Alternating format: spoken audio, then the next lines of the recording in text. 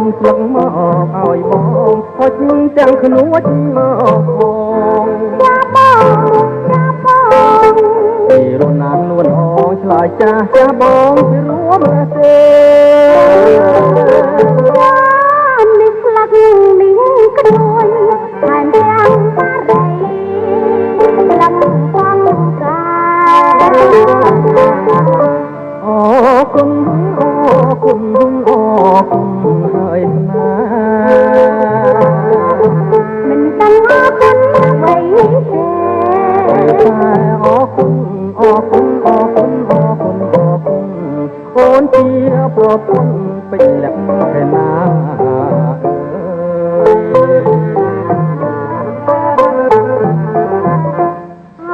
បងអើយ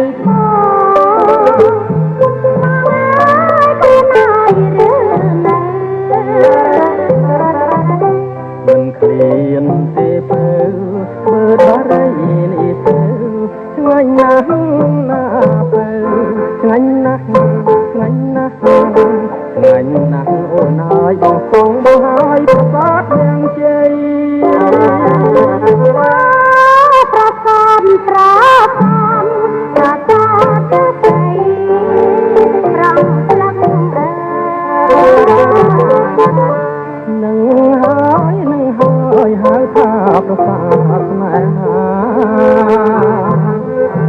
សប្បាយឬទេអាណាធនាសប្បាយចោណាប្រឡៃនេះឡើងទៅព្រៃអញ្ជើញប្រឡៃចាំលេងបាន